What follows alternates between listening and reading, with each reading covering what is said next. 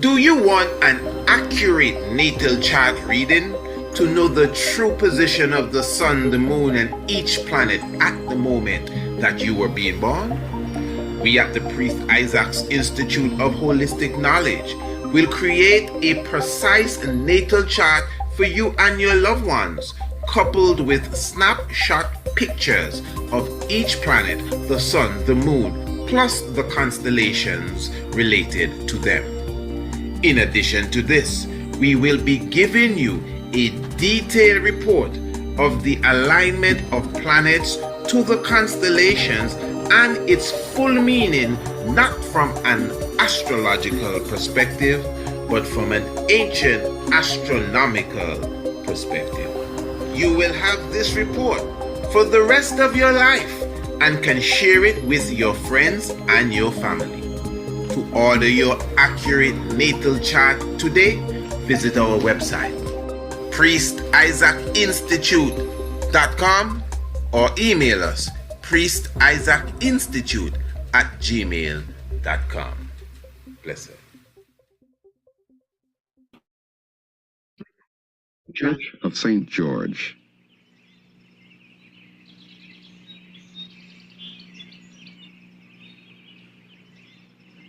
Carved out of natural rock. The church was not built like any other building. Rather, it was sculptured, a monolith of stone, detached or cut away from its surroundings. So skillful, so exquisite was this workmanship that 16th century Europeans attributed this craftsmanship to gods and angels. Square-ended binders project at the corners of windows and doors as they were represented on the stelae monoliths at Aksum.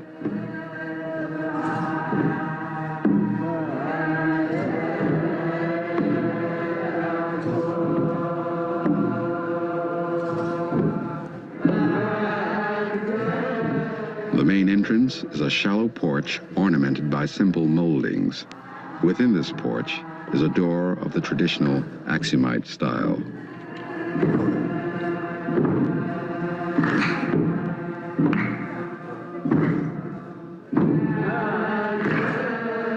Paintings and murals in the church sanctuary.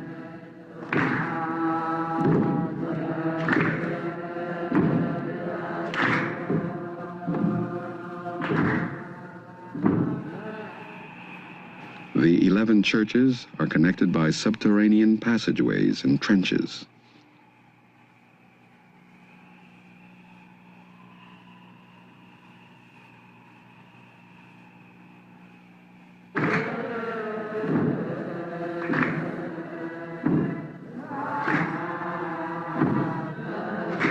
St. Emmanuel Church.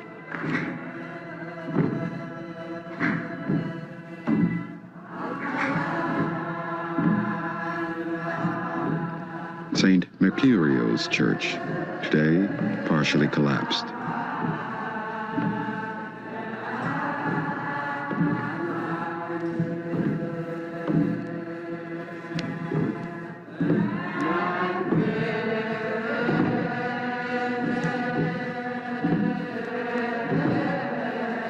In the floor, there are graves containing skeletons.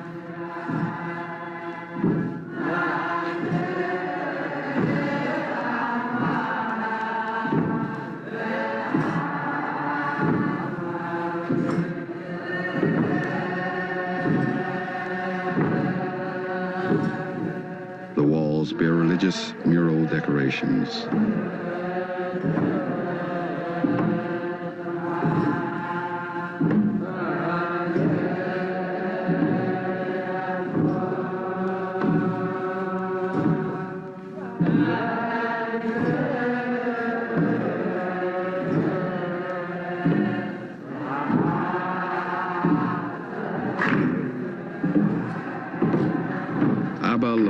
Church.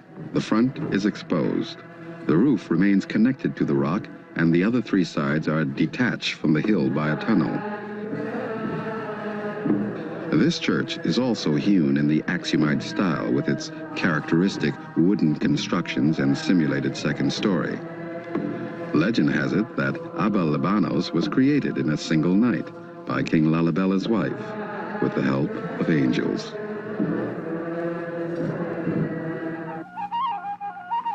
During the 16th century, the capital of Ethiopia shifted to the city of Gondar.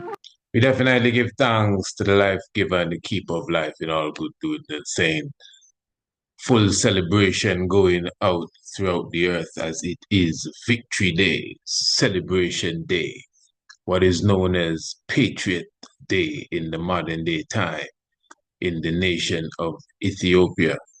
Augustin Agas Haile Selassie I is exalted here in the nest, the zone, the tiger's nest. Honorable Priest Isaac, very honored to be in your presence even at this moment, even at this time. And yes, royal family, again, as we are celebrating the 5th of May, I'm talking specifically 1941. And many ones would understand that, again, this is Ethiopian Liberation Day. Even at such time as the monarchy, we refer to it as Ethiopian Liberation Day.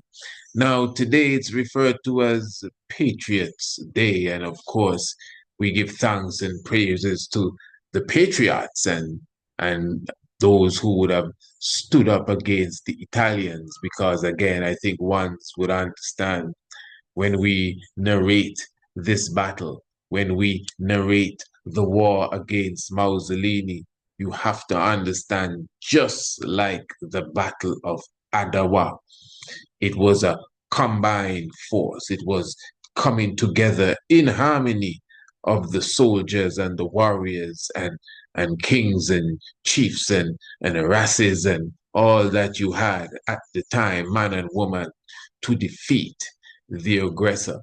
So what we are going to do this evening, I thought it was, very important, especially at a time like now, for us to really pay the true homage that is needed for this day, the 5th of May. Now, let me explain myself, royal family. As you know, we are quite in tune with all things Ethiopian. And we would like to definitely commend the Ethiopians for the effort that they are making in this time to recognize their history and recognize their true heroes and heroines and what have you. Because in reality, again, family, just about 20 or so years ago, 25 years ago, when I came into the faith of Rastafari, I was somewhat shocked to come to the reality that many individuals that are Ethiopians, I mean people that are born in Ethiopia, are not really up to speed with the history of Haile Selassie I. So things that we as young races would have already comprehended about Haile Selassie I. Many ones from Ethiopia, I'm speaking of Ethiopians that I would have met, and ones that I would have, had dialogue with. Many Ethiopians do not know the history of Ethiopia, and I mean the just recent history as it relates to not Mengistu and these fellas. I'm talking about the stance of Haile Selassie I at the League of Nations, things that we speak about all the time. The coronation of the 225th, Emperor of Ethiopia. Ones in Ethiopia would have been asking, who is this statue of this brother here on the horse? That's Menelik II. Now again, today it's a bit different. Today, in 2025, and you could see those of you who even at least follow your news, your African news, you can see that even the regular Ethiopian has an idea of the part that they played in preserving Africa's or Ethiopia's independence, and still to some degree again preserving Africa's independence in the Battle of Adwa.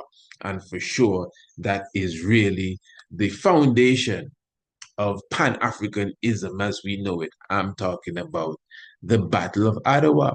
But again, 2 decades ago, it was not that strong. And there's a reason for this, it's just an obvious reason.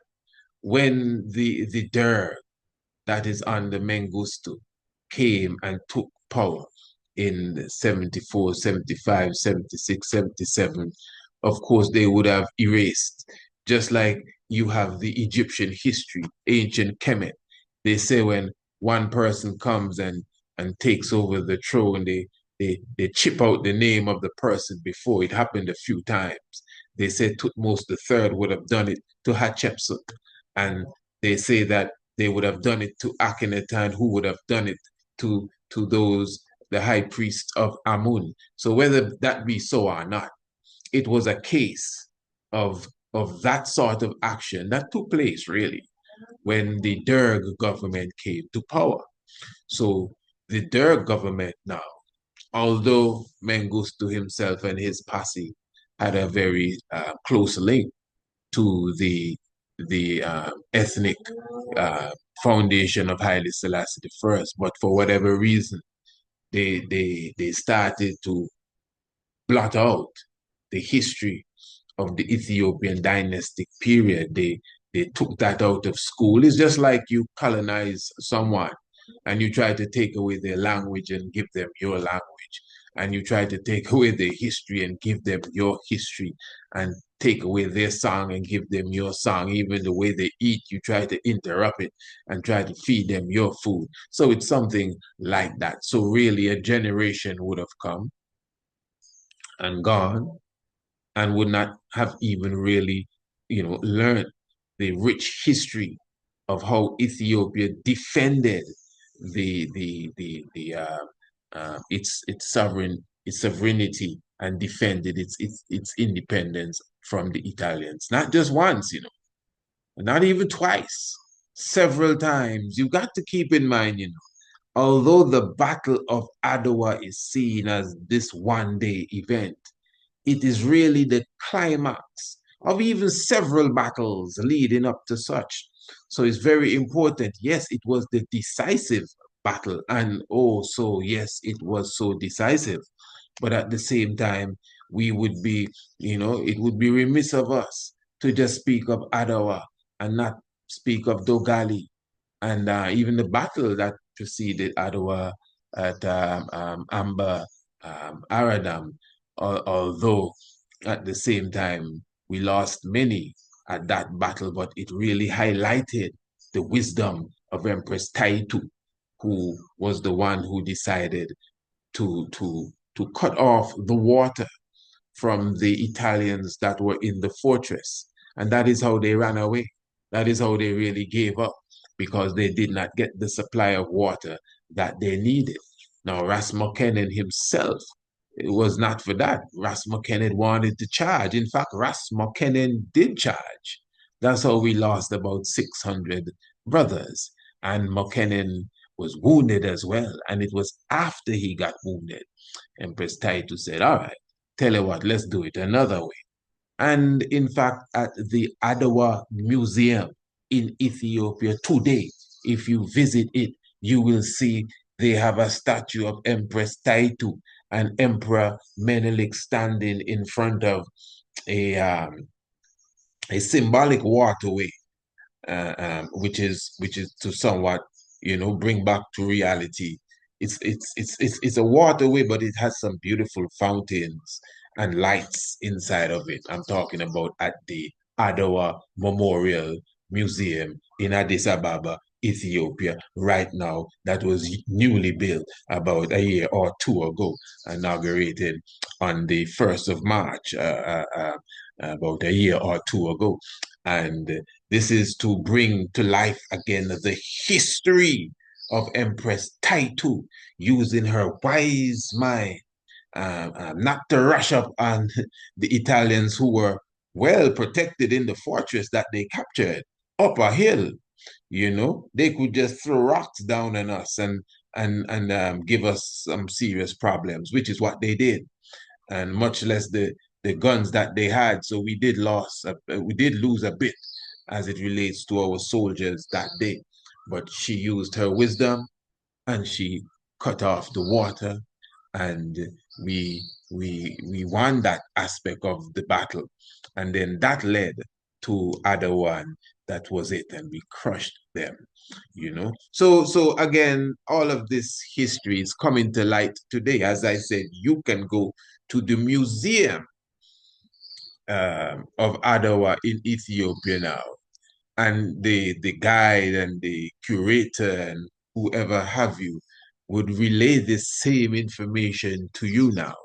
But before, it was really lacking. In fact, you know, there was a time if you were to try to speak anything like this, you may be arrested, you know, or even worse. So we are here within 2 decades observing, you know, the history of Ethiopia coming to life again. Now you must understand that Rastafari must be respected. You cannot run around and pretend, as you always try to do, as if Rastafari has nothing to do with this. We have been preserving this history. Brothers and sisters, we preserved Marcus Garvey. Eh? Brothers and sisters, they have people becoming billionaires today off of the cannabis, the ganja. We preserved that. Eh? Remember when they used to arrest you and lock you up just for the locks? We preserved that. They used to kick the ital pot off of the fire. What you cooking there, Rasta man? We preserved that. It's called vegan and other things today. So even the history of Haile Selassie the first. Now, come on. Let's not. Who preserved that? We preserved that. In fact, the Ethiopians don't even have it fully all together yet. And that's what I'm going to talk about tonight. Let me repeat. The Ethiopians still, they don't fully have it all together yet. Now you may be saying, and who is you to be talking about the Ethiopians' history? Hey, I'm a Rastafari. When it comes to Haile Selassie, there ain't nobody in the world. I don't care where they were born. I don't care how many PhD they have. When it comes to Haile Selassie, nobody, no entity, nowhere. You could be as Ethiopian as they get. You have nothing over Rastafari.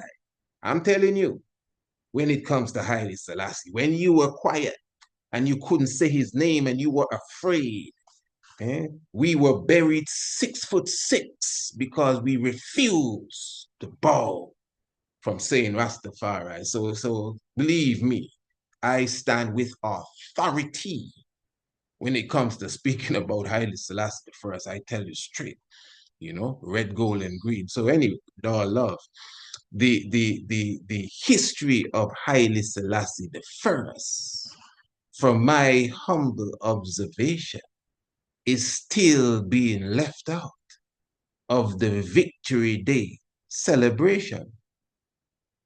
Now, as I said, we refer to this as Liberation Day, Ethiopian Liberation Day, not African Liberation Day, Ethiopian Liberation Day. And that's another thing. Let me bring this point in because I'm speaking from experience. You know, this is what I'm saying. I mean, I may not be elder yet, but we all getting there, hopefully, sometime or the other. So on my path there, I'm noticing a few things. I could clearly remember when I was on a local radio station doing a local radio program, again, about 20 years ago. And I had to harp to the people that this African Liberation Day that you be talking about began with Emperor Haile Selassie the first. In fact, let me be clear here, even before we accepted this fate, we always heard of African Liberation Day. African Liberation Day is something that has always been celebrated in Antigua. That's for sure. I think more so than even the other Caribbean islands, at least the majority of them. And it was really spearheaded at some time by a group that they refer to as the Black Power group. So even as a young lad, I would always hear about the 25th day of March, of May, pardon me, African Liberation Day. In fact, I think the year that Zimbabwe got independence, just to show you how big this thing was, the year that Zimbabwe got independence, 81 it was, Brother Robert Mugabe came to Antigua and partook of the African Liberation Day. And I mean, at the time, I knew nothing about that. That's 81. I don't even know what was going on. Robert Mugabe? No. But of course, doing my research, I would have learned this history. And there was a time when Rastafari really took over the African Liberation Day. Maybe in the early 2000s or so, we really kind of took it over because it was kind of dying off, and the old stalwarts would still come, and ones would always be speaking of the Kwame Nkrumah and the Stokely Carmichael and all of that stuff. And I would always have to remind individuals, listen, I love them all. But we can't pretend as if we're sweeping Haile Selassie the first under the rug. There would be no African Liberation Day, the 25th of May, without the peacemaker. Some try to jump in front and say, well, Kwame Nkrumah and what's his name? Nasir, Gimal Nasir of Egypt, they were already starting something, and the Casablanca stuff, Haile Selassie hijacked it, you crazy. Number one, the King of Kings preserved their independence. Even his granddaughter, we did a program a few months ago where his granddaughter clearly said, hey, listen, my grandfather was funding these people's independence. He was training all of these great warriors that you know about, like Nelson Mandela, pardon me, and others. You understand? This is just history, So whatever you may have been seeing on television wasn't what was taking place behind the scenes. So these other leaders understood who the granddaddy really was. He's the peacemaker. I mean, they couldn't get it together without the king. He brought them together. Up to today, the African Union is still seated in the great Addis Ababa. I'm sure you understand what I'm saying. So again, Haile Selassie the first would have brought that unity that would have preserved the independence. He ensured their independence. He made that plain, pellucid even, when he was interviewed on Meet the Press in 1963, when he visited the United States of America. The fellow was asking the king about arms and these things for the people in South Africa and Namibia, and if he agree with that and all of that stuff. And the king showing, well, I'm a man that like to talk things out first. Obviously, I'm paraphrasing. I'm a man that like to, trash it out. But if that don't work, well, we just got to do what we got to do. And that's basically what it is, So it's good to comprehend the emperor.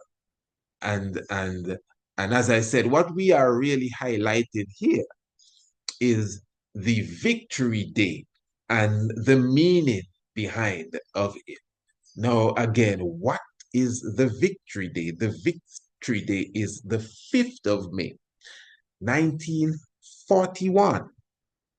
This is the day when Ethiopia officially, you would have said, defeated the fascist aggressor that was invading Ethiopia and occupied Addis Ababa for exactly 5 years. In fact, the 5th of May, Cinco de Mayo, the 5th of May, 1936, that was the day when history considered that Addis Ababa fell and was occupied again by the fascist aggressor, which is Italy. And it was the 5th of May that the emperor officially came and occupied his palace once more, 1941. So this is seen as a victory day. Now, one of the main things that I want to cover before we seal up this program here. I want to clarify to the family with understanding that this concept of the British freeing up Ethiopia and placing Haile Selassie back on the throne, we need to forget that. You see, that is even plaguing our Ethiopian brothers and sisters.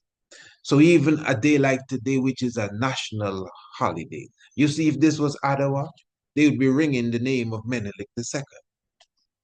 Because Menelik II was the bad boy. No offense to no ones. They don't even know the history properly, many ones in general. Don't know the history properly. They just get this impression that Menelik ran in on the Italians one day, brrr, and that was it. It was over. No, that was Dogali. That's how the Dogali worked. But again, if you want to understand Adawa, man, it actually would stretch into like about 3 years. The diplomacy and the lead up to the war and even the aftermath of Adawa is very important when you understand how beautiful Menelik was in his heart space. You know, how he dealt with the Italians. You know, we speak of Haile Selassie not punishing the Italians, you know. But I must say, when you read how Menelik dealt with the Italians after what the Italians was trying to do to Menelik, the love that he gave these prisoners, it was something else. And again, we would have done programs covering that. So we don't want to go to the depths here. But again, we highlight Menelik. You go to the Ottawa Museum, you see Menelik II, you see Ras Mokenin, Ras Alula, you know, Ras Mengasha Johannes, Nigos Teklahaimanot, Empress Taitu, great warriors, and they deserve that recognition. So when we come to the second Italian invasion now, as it's called, when they bust in 1935 from Walwal, going into 1936, the heroes of this war now, who are they? Not just the patriots. No. In the same way, of course, the patriots were the hero of Ottawa too, but somehow we highlight several people. We took about 7 brothers and a few sisters. We even built statues for them. And we consider them to be the forefront, the forerunners of the war at the Battle of Ottawa, 1896, for those who are keeping record. So who are the heroes now of the Second Italian War from 35 to 41? Let me name a few for you. Ras Imru. Because you see, when you start to call names, this is going to turn different. That's the thing. Maybe that's why no one wants to call names. Because the moment you start to call a name, Ras Imru, Ras Abagai, these are ones that stood up with the emperor specifically in the absence of the emperor. In fact, Ras Imru is a very interesting character. He has been there with the emperor from childhood, like they were born like a few months apart, to the last day when not Mengistu specifically, but when the Derg came into the king's palace and into his office, it was him and Ras Imru that was sitting down. Ras Imru is a special person. I always say one of these days we will produce a documentary proper on Ras Imru. So let's get into this now. Not only the importance of highlighting Haile Selassie. We can't just skim over Haile Selassie and talk about Patriots Day. No. The fact that we would speak of Patriots Day, Victory Day, and maybe mention his name because, he got back his throne, that's not good enough. Because that comes with the same mentality that the good brother Haile Garima was speaking about a few programs ago when we were highlighting the interview he did, and he was showing you, brother, when we came out of the Italian War, the sort of education that was coming to me in Gondar, it was that the British won the war. Full stop. Not assisted, not no alliance, not well they needed us as much as we need. No, no, no. Full stop. The British won the war and placed Haile Selassie back on the throne. That's corruption. That's corruption. And we will prove tonight, even utilizing video for those who will see, that would be impossible and obvious that the emperor was commander-in-chief. Let me repeat this. The emperor was commander-in-chief of that battle. Before we go too far, let me just, of course, highlight the upcoming The Ambassador's Pen. And I'm very honored for all those who would have already subscribed for The Ambassador's Pen. And remember that this is the revolutionary edition coming out. So this is not even the official first edition yet, but we spitting out ambassadors' pens one after the other. This one is the progress of Ibrahim Traore. And this one is going deep.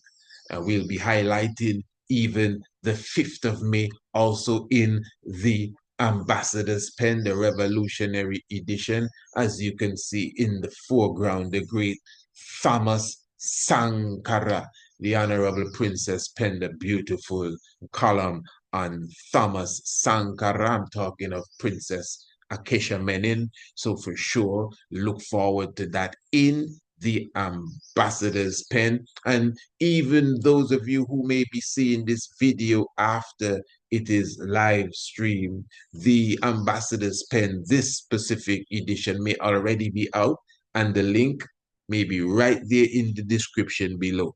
So if you go below the video, you would see the links for most of the digital digests or magazines that we would have already produced, the Kidemis. You have the latest Kidemi, or the most recent Kidemi, I should say, and you have the previous The Ambassador's Pen. Of course, the special edition of the AU Summit, previously the 38th AU Summit, and of course, the Forerunner edition, Peace in the Horn of Africa. And now you have the revolutionary edition of the Ambassador's Pen. So make sure you press the link in the description below, Royal Family, and check out the Ambassador's Pen and see the information. We have a beautiful world sound from Brother Alistair Thomas. In this edition, he did a wonderful interview with the Observer Radio, and we would have taken clips and certain aspects of the interview. And Brother Alistair Thomas really did wonderful in the Ambassador's Pen. All right, so make sure you subscribe. Email me, priestisaacinstitute@gmail.com, priestisaacinstitute@gmail.com, and make sure you're on board for that. And we definitely looking forward to the launch. Now, again, let us be clear here. Remember, we are talking about, for those who may not know the history properly, again, the invasion. This is really what brought forth World War II as we know it. And the great speech that Haile Selassie I would have given at the League of Nations 1936 on the 30th of June. Now, I don't want to go into too much of the prophecy, and I don't even want to beat down the history, because these are things that, at least on this program, we cover, I think, in depth from time to time. I understand that every now and again, you have a whole new flock coming in. I think every time you speak, there's someone new who has no idea what you are speaking of again. So you tend to even run through the history for them. But what I want to highlight is that it was not no mystery in that day that Haile Selassie was the king, the leader, the emperor on the battlefield. This is very important. The leaders were not on no battlefield. This wasn't in the day of, when great kings would be on the battlefield. No. King George, the whatever it was, the George, what, fifth, sixth, he wasn't on no battlefield. As Queen Elizabeth's father, he wasn't on no battlefield. They have pictures of him coming in after the battle is done in his military uniform, because he got a lot of respect for that. That's the power of television and pictures and all of that stuff. So seeing him in his army outfit, and his wife well dressed in her white gloves on the battlefield, but that was an aftermath sort of stuff. Haile Selassie was there with the bombs dropping. Haile Selassie the first, I'm talking about behind the Gatling gun. Haile Selassie the first behind the anti-aircraft gun, licking planes out of the sky. So this is why when you listen to all of the British newsreel and the different Associated Press or what have you, Reuters, whoever it was at the time, when the king was coming through, especially when he was going into exile, passing through Jerusalem, etc., the reporters were saying that here, there goes the war-wrecked monarch. Battle scarred. That's how they referred to the King of Kings. He was battle scarred. And he was. If you remember in the documentary, what's the documentary's name there? The Footsteps of the Emperor, that was done by these beautiful people. The lady was saying that as a 16-year-old, she could remember looking at the king's hands, the back of his hands, how they were so damaged. And his daughter was showing her that, well, that was because of mustard gas, which was used in the war, which of course, as you know, is illegal. And that is how the man of sorrow got his hands were like that. In fact, one of the reporters said, you remember the documentary we did, the episode we did, The Saddest Man in the World? Now sailing into Haifa, or whatever it was. The saddest man in the world, a king without a kingdom, and a heap of things. The saddest man in the world. And that is just to show you, whether you believe he was or not, this is what the world was thinking. The world saw him, like him or not, the world saw him as a king that was on the battlefield with his people and was willing to fight to the very death. That's what the world saw. The world understood this. The world clearly understood that it was a bully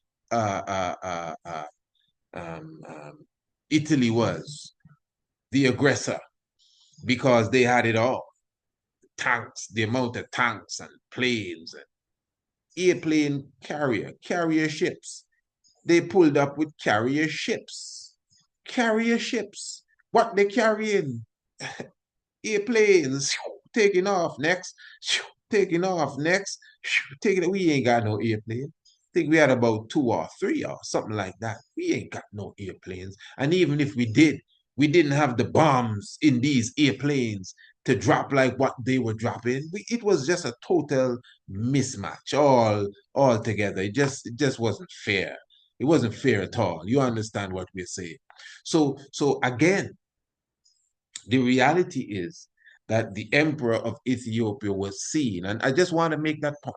He was seen, it was understood that this was a man that was on the battlefield. This wasn't no man running away. He was willing to go to the very end. It was almost like his soldiers had to pull him off the battlefield. You know how it is when a president or a prime minister is moving through the crowd, and then there's a threat in the crowd, and he feel that he ain't moving. His bodyguards just grab him and say, "Hey, boss, get in the Jeep. Yeah, it was something like that, really. It was really something like that. The king, actually, if you read his autobiography, he had another plan. They were going to march somewhere else to regroup and something else. And you could imagine his soldiers listening to him like, no, no, no. We know he's a king of kings, but I think he's gone a bit too far. My lord, this ain't gonna work, you know. No, this ain't gonna work. You need to go and speak to the League of Nations and let them know what's happening. We understand you are Braveheart. That's exactly what happened because that's what it was. See. So anyway, again at the same time, because you must keep in mind that even in the moment of exile, it was nothing but hard work and the agitating to the world was pure diplomacy, pure diplomacy. That course that I did a few a month or so ago, and I showed you the certificate. 100% I got in that course. University of London, international diplomacy. A lot of the material that we were given to read had to do with the League of Nations. I had to write about 7 or 8 essays, 1,000 words, 1,200 words. A lot of the essays that I wrote spoke of Haile Selassie and the League of Nations, because, you know, they didn't really mention the king. I brought it in. Even how the king brought the league to nothing. As I said, I got 100%. I didn't just pass the course, 100% I got for the diplomacy course. So this is the chief diplomat, that's my point, that we are looking at as it relates to Haile Selassie the First. So really where I want to go, even quickly actually, outside of the battlefield, and going into exile, and we all comprehend he spoke to the League of Nations, and according to the BBC reporter, the League was dead. And then it took some time. We comprehend that it was the 10th of June, 1940, when what's his name, Hitler decided to not only invade Austria, Poland, and the Rhine line. And of course, at the time, it's obvious that Mussolini was with him. According to the emperor in his autobiography, that was the day, the 10th of June, 1941. That was the day he began to prepare himself to return to Ethiopia. In a few days, he was out of England. And interestingly, that day, the same 10th of June, 1941, is the date that history gives for the day that Marcus Garvey would have passed on. The same day when Garvey dies, Garvey lives. But that's a prophecy all by itself. I don't want to complicate you right here. So, remember when the emperor left England, he left in a seaplane and he went to the Sudan. He was months in the Sudan, Rasta. Because you have to understand, the king really came. He left, went to Egypt, spent the night in Egypt, then went to Sudan. When he arrived in Egypt and he arrived in Sudan, generals and lieutenants and captains were like, Haile Selassie is here? You got to be kidding me, and all of that. They didn't expect him. Some didn't expect him so quickly because Churchill became prime minister at the time. That's when Winston Churchill became prime minister. And Winston Churchill understood the necessity of Haile Selassie the First. You must keep in mind there was no way on earth Britain could have not only won that war, but even escaped the judgment that was on them without Haile Selassie the First. This is why we have this impression as if Britain, I don't know, just went in and ran out Mussolini and the Italians and then said, go and send for Haile Selassie, he can come back home. In fact, there's a video, the one they call Lion of Judah. Well, I know they have several of them. This one is real Lion on Judah. And in the video, the man is saying, after the Britain after the British routed out his enemies. Haile Selassie was brought back in. You got to be kidding. Family, this is the poison. This is the poison. And that is why it's easy to talk about Victory Day and overlook the king. So Ethiopians, it's time to shine again. I know Mengistu would have done you horrible. And I know at the same time, many other, distractions would have come in the way. But we're here to set the record straight now. Britain was under the gauntlet or the guillotine, whatever. It was judgment day for them. Follow me good, eh? Britain needed to get rid of Mussolini. They needed to demolish the army that was in Ethiopia. Do you know that Mussolini and his army, Italy itself was running poor, broke? The amount of finance that he would have put into the war, that's Mussolini. If you watch the video, you see when all the married women were taking off their gold rings and putting it in a furnace to melt down. And they were given brass rings or some, I think it's brass, something to put on to replace their wedding rings, the gold rings, to melt it down so that they could create a stronger economy for Mussolini to keep up his campaign in Ethiopia. That's how serious it got. The Pope of Shame, so-called, blessed the bomb. I think he cursed them bombs. Sancta Sanos, some kind of foolishness to go and bomb Ethiopia. Them same bombs that the Pope blessed could not explode when they drop in front of the King of Kings. I think we know the history. We don't have to spice it up. That's just what it is. The picture doesn't lie, Rastafari. That's just what it is. The real King of Kings here. The fella that took the picture ran away. Because in those days, it was like gunpowder they used to take a picture to make the flash. Poof! The fella ran away. Explosive. The fella ran away. So we bigging up Haile Selassie first. Who here ready to big up the King of Kings? Eh? This is lacking nowadays. We ain't bigging up the King of Kings like before. Even those of us who were very zealous back in the days, somehow we gone to sleep. We kind of watering down the King of Kings and neutralizing him. No, man, not my King of Kings. Not Negus Nagas. Not Damawe Haile Selassie. So let us be clear here. Italy, running raggedy broke, having people taking off their vows and melting it down so they can go and continue their foolish war. So a lot was placed in Ethiopia. Imagine that. 5+ years and you still fighting in Ethiopia. Keep in mind, the war was not over. Italy was still fighting against the Ethiopians. That's why it's Patriots Day. That's why we have to big up the patriots, because never before in history has anyone seen a people just so if you want to say what you would say, disgusting.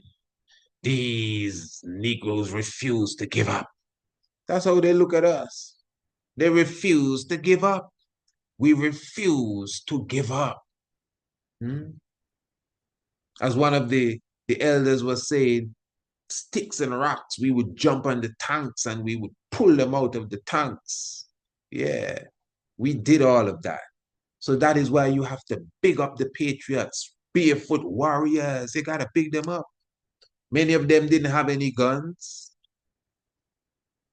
And they stood up against mustard gas and tanks and planes and all of that. Mhm. And then remember, the international community turned their back on these people for all these years. But when England realized that they were in trouble, that's what it is.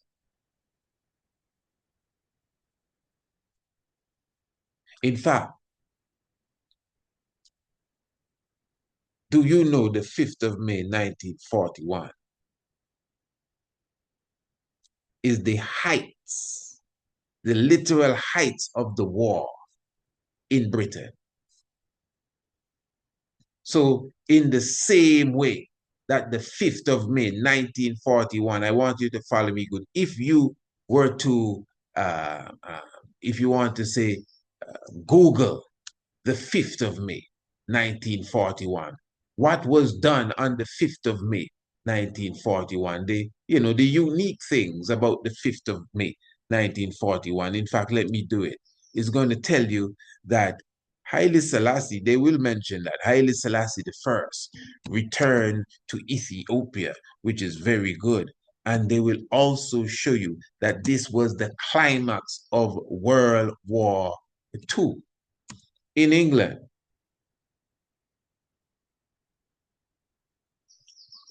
So this is very, very serious, my royal family. When you understand the powers of the cosmos, the Belfast Blitz, for the British War, the Belfast Blitz is highlighted on the 5th of May as well, in the same way that you highlight the return to Ethiopia by Haile Selassie the first. Now I'm going to show you a video here. Really is what I want to highlight more than anything else. And in the video, it's going to be just obvious that this is not a case of Britain just coming in, moving no Italy, and then bringing the king on the throne. I want us to get that out of our minds. England could not have defeated Mussolini without the help of the emperor. Impossible. And they needed to defeat Mussolini, or else they would be dead.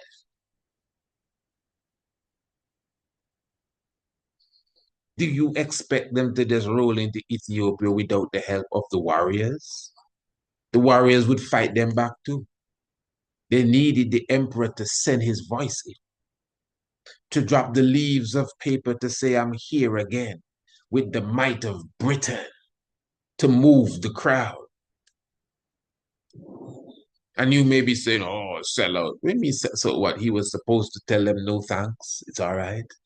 I will go and die with my people.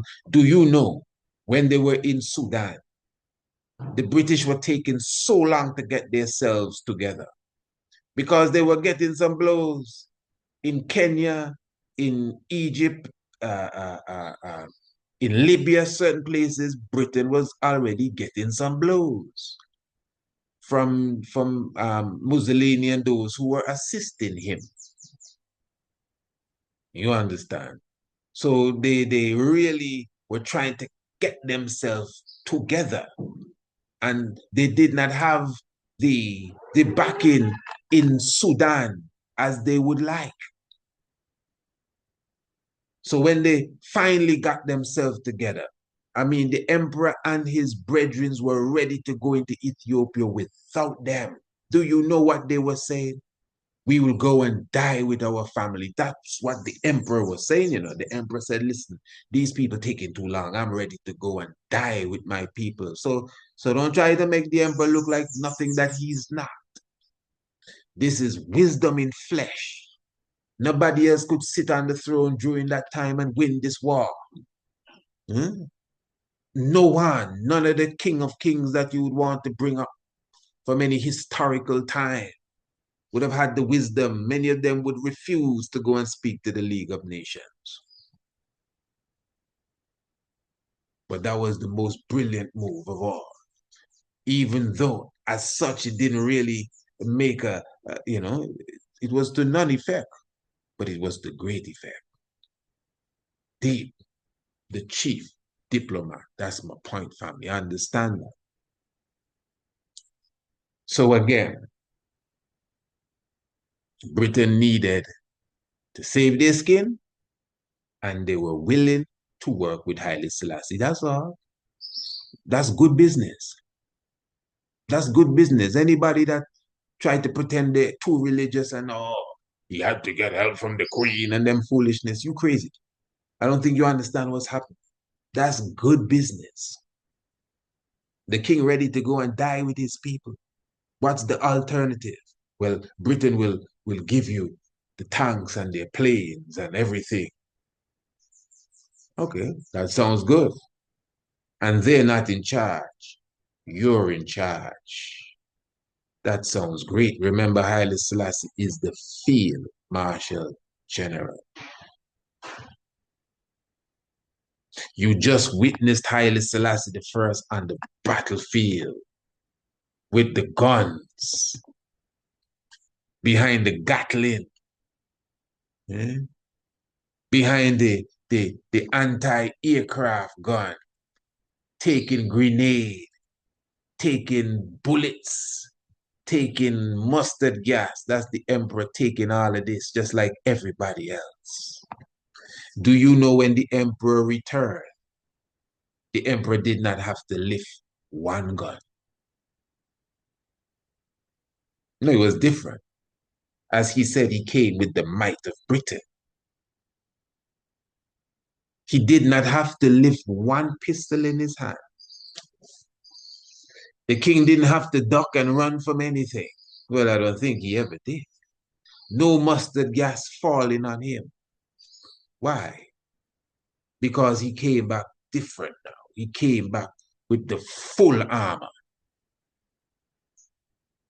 And he had the soldiers in front, soldiers to the left, to the right, and behind, tanks, planes, helicopter, everything around him. And the enemy was being moved out the way as he marched his way back to Addis Ababa. So it wasn't Britain coming in and freeing up Ethiopia and saying, oh, Churchill, you can send him now on the next BOAC Boak plane and send him back to Ethiopia. No. The war escalated when the king returned, when he crossed from Sudan into Ethiopia, and the movement was on to Addis Ababa. So keep that in mind, family.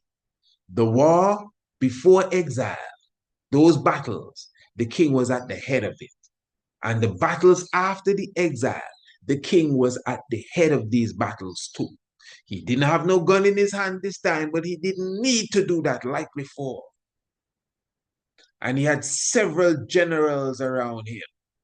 I'm talking about England gave their best. From what's their name? Chapman and General Cunningham and Platt and Wavell and some other ones were given, and their troops and their trainings and their experience to defeat Italy, and they were all under the king. No, am I just saying that? All right. This is what I want us to do, royal family. We're going to definitely give thanks for the life given, the keeper of life. And this is a video, Ethiopia stretched forth her hand. Many of you would have seen it, directly highlighting, again, the patriotic fight of the Ethiopians to gain their freedom from the aggressor. All right.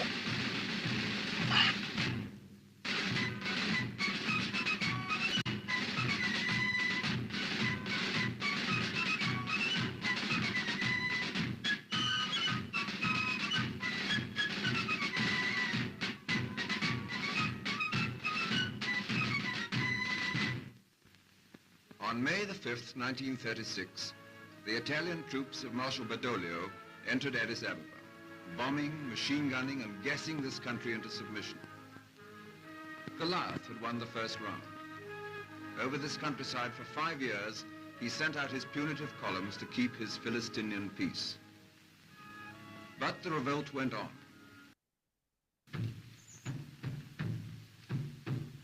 This is the Great Seal of the realm. Around in Amharic letters, are the titles of imperial authority. Haile Selassie I, King of the kings of Ethiopia, elect of God, the Lion of Judah has conquered. It is the proof that the emperor, the seed of Solomon and of Sheba, has returned to take up his whole people in his hand.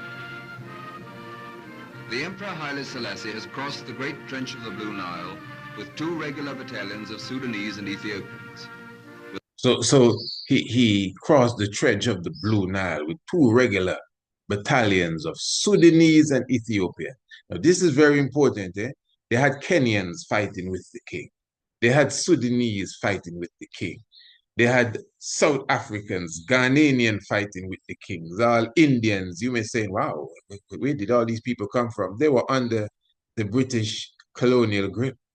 But it didn't have anything to do with no colonial grip. It's the spirit, the war of Kidemi, that great decisive war, with all respect due, not Ottawa, that great decisive war when Kidemi himself came on the battlefield to defend all the Africans that went down at the hand of the colonizers.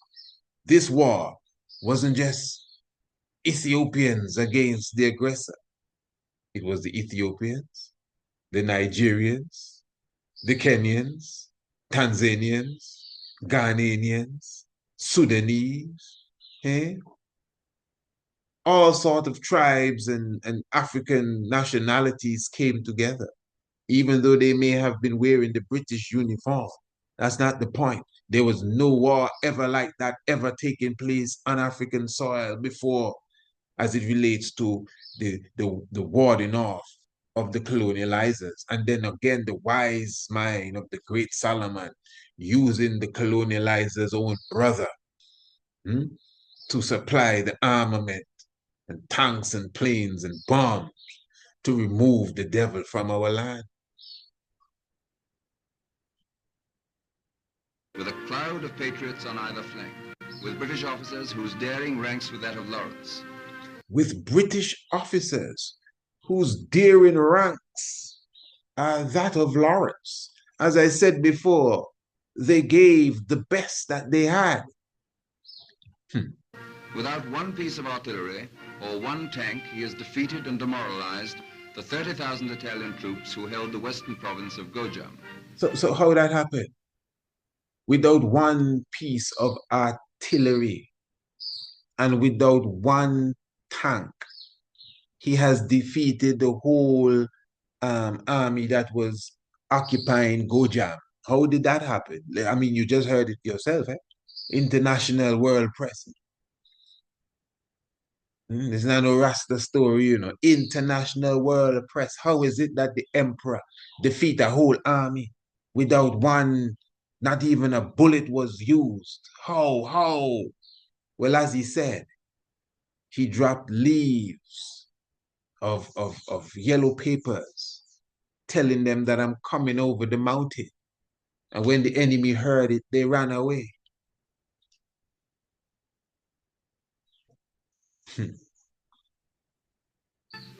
He is 100 miles from Addis Ababa, into which the victorious army of General Cunningham has driven. The emperor has come to feature. He is near Debre Libanus, one of the holy places of central Ethiopia, where the Italians in 1937 machine-gunned to death 400 Ethiopian monks and chucked them into a common grave, where also his cousins, the sons of his principal Ras, Kassa, were executed by the Italians in the same year. Now, for those who are watching, I just want to bring this to life for you. What you are observing here is the war in process. The war is not over. In fact, you know, the emperor in his autobiography said that it was the 3rd of December, 1941. Of course, you know, we returned to the throne the 5th of May, 1941. It was the 3rd of December, 1941, that brought to an end the last pocket of fighting in Ethiopia. Ethiopia is large, so you have resistance from all corners. The last pocket of fighting, the 3rd of December, the end of the year, 1941. so of the Western calendar, so you can comprehend that the fighting is still taking place here. That is why he just defeated the troops in Gojam by just dropping the leaflets. And there were other obvious aspects of the army ready to defend itself. All right. Now I just want you to observe this. Now he's walking with two of these generals. I'm not sure. I think this may be Chapman and Wavell, or one of, maybe one of the other, whatever the case is. But anyway, all you have to do is observe.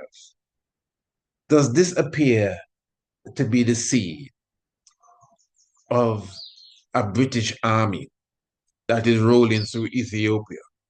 Oh, it's all right. We don't need your soldiers. You can push them aside. So why give us guns then? You don't need no help. Just remove the Italians and tell old Selassie to come and sit on his chair again. Does this look like a seed that merits that sort of thought? You can see both of them flanked. Listen to what the narrator said. Sons of his principal Ras, Kassan, engraved, were also his cousins, the sons of his principal Ras, Kassan, were executed by the Italians in the same year. His field commander is at his right hand. His field commander is at his right hand. And on his left is the new British commander of his bodyguard. And on his left is the new British commander of his bodyguard.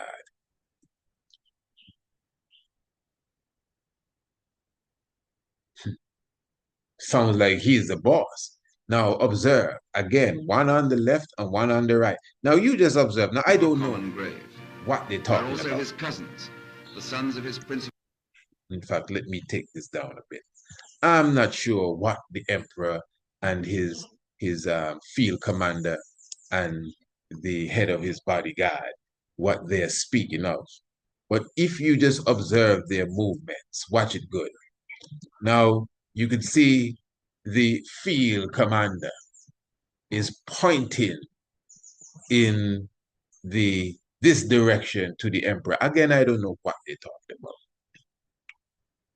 In fact, even before we get to what he's pointing at, you notice when they came through, the whole entourage bowed to the ground. I know they didn't bow for the field commander, and they didn't bow for the head of the bodyguard. They bowed for Haile Selassie the first. Now, as they're walking, speaking, the field commander signals something to his far right. And the head of the bodyguard, actually, it appears to me, somewhat approves what the field commander is pointing to, because he is now pointing to the far right. Anyway, here comes a soldier who salutes, not the field commander. Here comes a soldier that salutes, not the head of the bodyguard. He salutes the King of Kings. Then he gives the King of Kings a specific paper and moves out of the way. He should have given the field commander. Maybe he should have given the head of the bodyguard, that these are British soldiers, these are the British commanders that were sent by the Queen. There was no Queen, brother. Oh, sorry. Yeah, by the King. Yeah. Somebody said he ran to the Queen. So now, as the King reads what was given to him, whatever it says, again, now you'll observe here again, you see the head of the bodyguard. He, for whatever reason, he's pointing now somewhat to his left. Observe it good. Whatever it is that they see on the paper, if they understood what it is they're looking at. You see the head of the bodyguard, he's pointing in another direction. And then at the end of it, the emperor looks straight forward. And the emperor points straight forward. And then, without question, everybody moves forward with the emperor. Now, who is in charge here? No, I'm just asking, who is in charge here? These are three high-ranking people here. The British High Command that came to free the Ethiopians. I'm telling you. And again, the reverence that was given here, and don't get me wrong, the Ethiopians are full of reverence. So they don't have no problem bowing for these generals. They would do that. They literally would do that. That's the type of people we are as Ethiopians.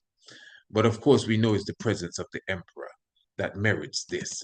Now, again, both generals are pointing to a specific area. Again, I'm not sure what they're saying.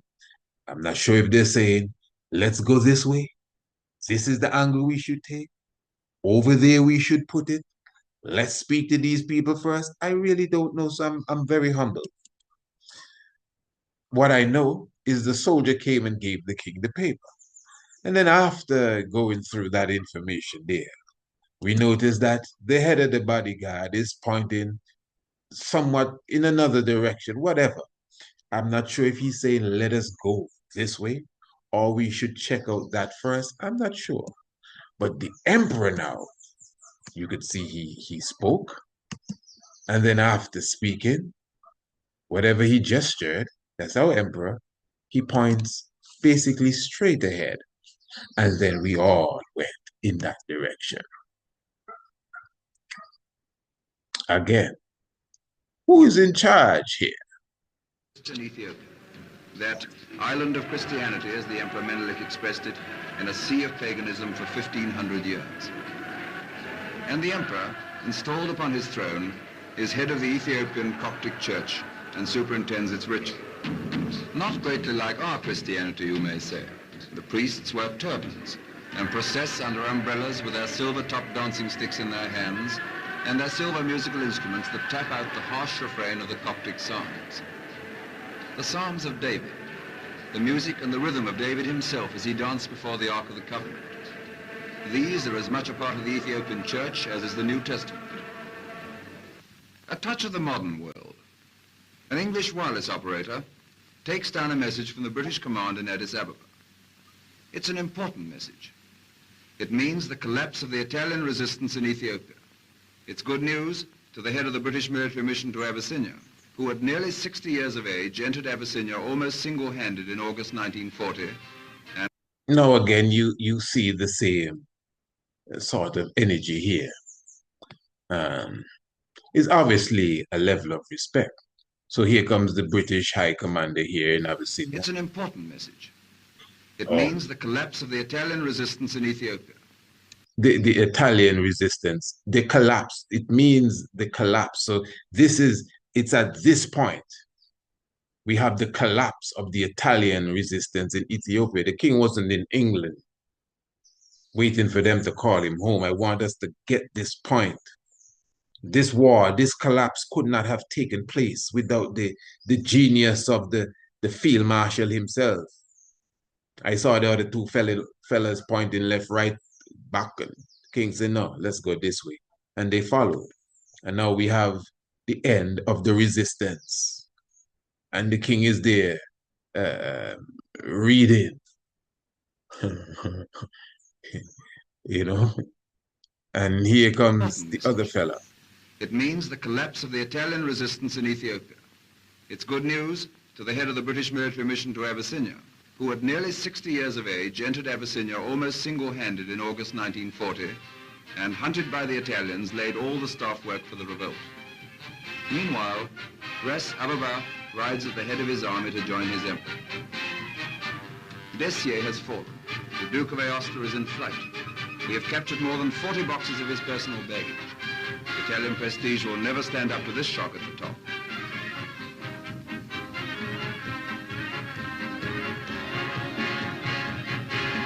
And so the road to Addis Ababa is open, except for a demoralized force of Italians in the valley ahead that the emperor and his commander in the field will have to bypass or drive through. From Addis Ababa comes General Cunningham, brother of the officer commanding the Mediterranean fleet, who by his staggering advance from Kenya to Mogadishu, Mogadishu to Harar, and of course before we get set up to new records in military speed. Pardon me, before we even get to Cunningham, again, just so you could at least get a feel. And so the road to Addis Ababa is open, except for a demoralized force of Italians in the valley ahead. No, obviously, again, you could see that the general here is really bringing the king up to speed as such. It's obvious.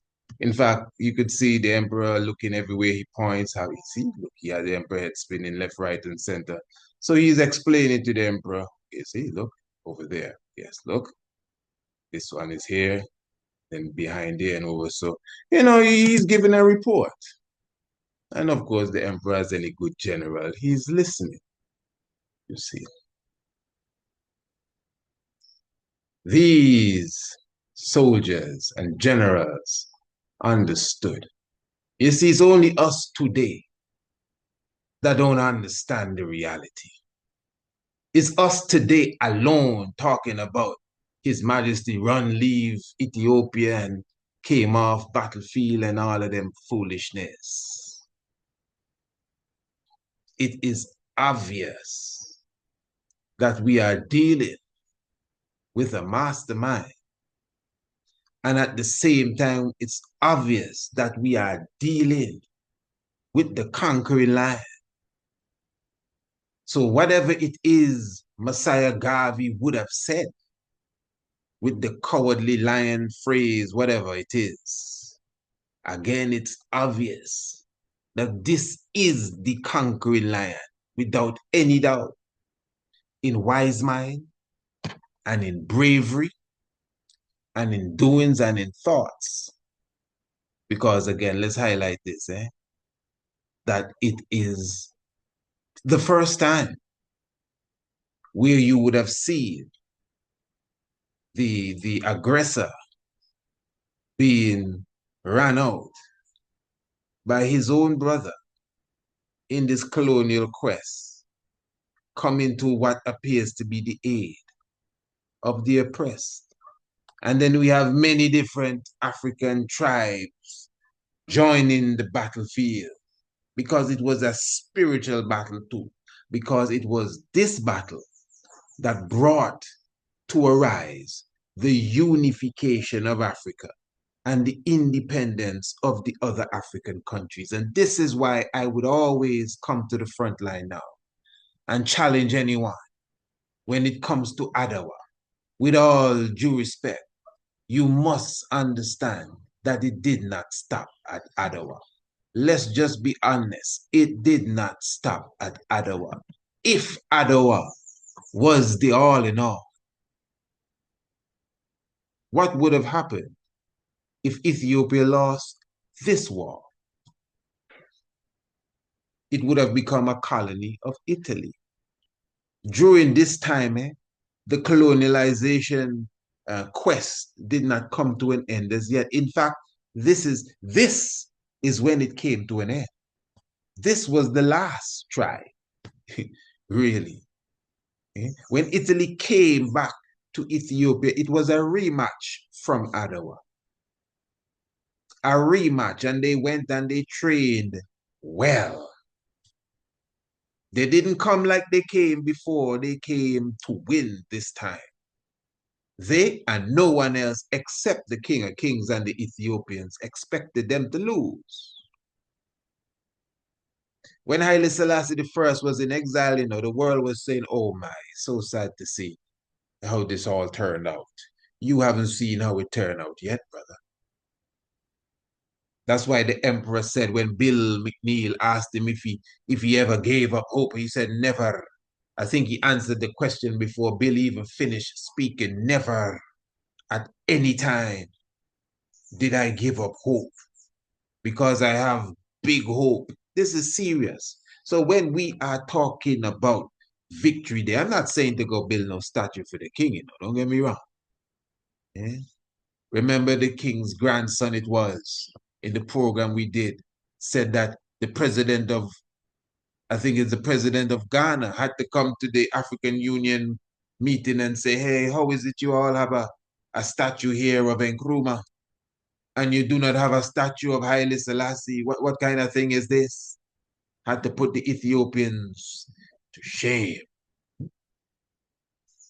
I think this was just before the present Prime Minister, um, Dr. Abiy Ahmed, but I think he, as well as his predecessor, both had a hand in erecting the statue of Haile Selassie I on the premises of the African Union. But I mean, for real, somebody else had to come and say, so where's Haile Selassie in all of this? And again, family, that is because it's by design and because of tribal war and ethnic tension and hatred of this one and that one, and Amhara against Oroma and Aroma against and Tigray against whoever, and Afar and Somali, and you can go on, and the names some of us don't even know about. So when I come to power, we're going to dash away your history. You're going to dash away thousands of years of history. Thousands of years of history you're going to dash away. A king's list that started 4,000 plus BCE with King Omri. That's something else. Because they don't like those people there, and you still have those people there, blood inside of you, and you look like those people there. If you don't like those people there and the both of you look alike, what about me? I mean, these fellas look like one another. Talking about we don't deal with them people there. And they look like one another. I don't even look like them. So if that's how they deal with one another, what about me that I'm Tigrayan? Let me be clear here. You may not know my history, but I'm Tigrayan. Yeah. But I know for sure I got some Hausa in me. Yeah. I know for sure I got some Igbo in me. Yeah. And some other stuff. I got about 38 great grandparents that didn't see the motherland, so you could understand.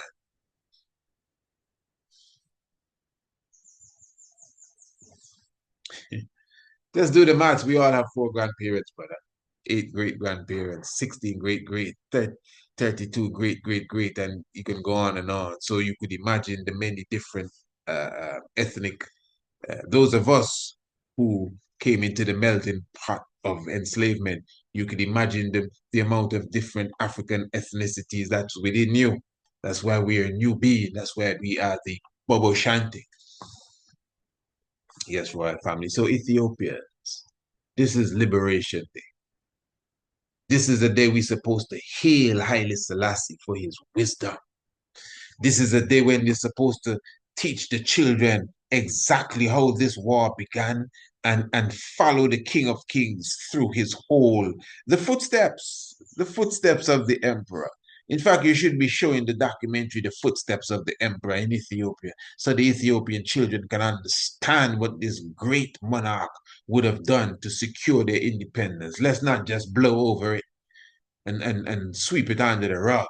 And Patriots Day, and all the patriots stood up. Yes, they did, but that's not good enough. Let's be clear. If it was Ottawa, you'd be calling some specific names. Let's be clear. Let's not run from our history anymore. And one of the reasons why the history is coming up is because just to preserve Ethiopia's history and the modernization of Ethiopia, you can't forget the King of Kings. As you could see, the renovation of the palace, the Jubilee Palace, which is now called the Grand Palace. You can't talk about no Grand Palace without talking about Jubilee Palace. That's Haile Selassie's palace, built in 1955 for the Jubilee celebration.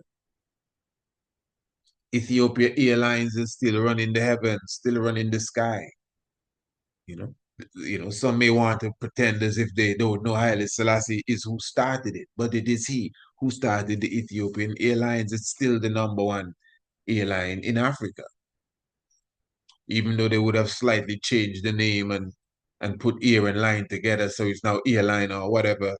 Let's just do something. We don't want it to be exactly the same, but you can't run away. That's my point. You cannot run away.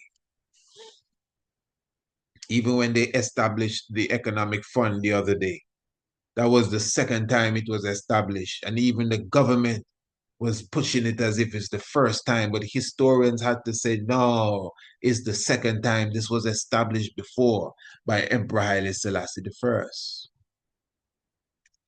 So we ain't ducking and dodging no more. Haile Selassie is forefront. Even when you talk about Victory Day, even if you're gonna say, well, and because this is the narrative, our patriots stood up. Italy invaded. Our patriots didn't give up. And they fought to the very end. And on the 5th of May, Haile Selassie came back to the throne. I mean, no. That doesn't sound clear enough to me. How did that happen? And I see we may not want to bring the British into it. I know, of course, but let's just speak the truth. In fact, that adds to the reality of it. It shows the wisdom of the emperor. Don't leave that out. The emperor said, I have returned with the might of Britain. Is prophecy being fulfilled there? Don't leave it out. That's what it is. That's what was needed. This ain't no spooky superhero, bring no lightning out the sky business. We've been actually, one's actually beat us down for believing all of that. This is no spooky business. Exactly, I agree. It's no spooky business. It's reality. The king returned with the might of another colonializer. And then, when we got rid of Italy, Britain was trying to take over Ethiopia. Yeah? That's necessary to bring up too. They're trying to do it on paper. But again, the wise mind of the emperor. The wise mind of the emperor. Britain was planning to take over Ethiopia. Yeah, man. So this is what I'm saying, family. Even some of us don't get caught in their propaganda. Many of us, we fall heavy for their propaganda. Heavy for their propaganda. Even in this modern time, when we are highlighting brother Ibrahim Traoré, or many ones would say that is a Traoré. But as I said, I believe that our tongue, when we say Choe, there's a term we have in the Bakwa, Choe. It's simple, Choe. That means you throw something away. That's the same way the name is pronounced, Traoré. That's it. Simple as simple can be. Many are highlighting him with, obviously, Thomas Sankara, for sure. And even Colonel Gaddafi.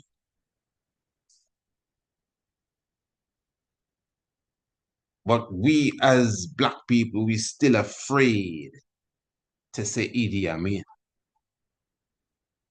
We're still afraid to call the big dada's name. So you don't see Idi Amin's spirit in the man. You see Gaddafi's spirit. You're gonna see the chief field marshal energy in the man. The man that reached or rise the economic war against the Jewish Zionists and won the war, and propaganda came down heavy on him. That's Idi Amin Dada. You see, we are afraid of our real heroes, I'm telling you. And that is why, again, I'm going to keep pushing Haile Selassie. We're not going to rise up as conscious revolutionaries and pretend as if we still don't remember Haile Selassie and keep calling all sort of names and still forget Haile Selassie. Because they train us, even in Ethiopia, they train us to keep Haile Selassie's name out of our mouth. And that is why I said at the beginning of the program, Rastafari. Rastafari need not step down now for no professor from no Oxford University to come and give us no lecture on no Haile Selassie. No, we supposed to be giving them the lecture on Haile Selassie. Yeah, give thanks. Hope everything is well. And of course, those of you who are viewing, still share the link, still give it the likes, press all the thumbs up buttons so that the video can get around. As I always say, make sure that you put on your notification bell. And if you have not subscribed to the channel, well, of course, you would have to subscribe first and then put on your notification bell. Remember the ambassador's pen. The links are in the description below. Make sure you read the latest edition, the most recent edition. Of course, we're talking about the revolutionary edition, the progress of Ibrahim Traore, the ambassador's pen, Tiger's Nest. Royal family, if you know your Bible and you do not know your history, the knowledge of your Bible will become a mystery. And of course, it takes some real eyes to realize the real lies that are amongst us. Give thanks at a celebration. African victory, Ethiopian victory, liberation, and Patriots Day. Selassie, Jah, Rastafari. Oh yeah, blessed love.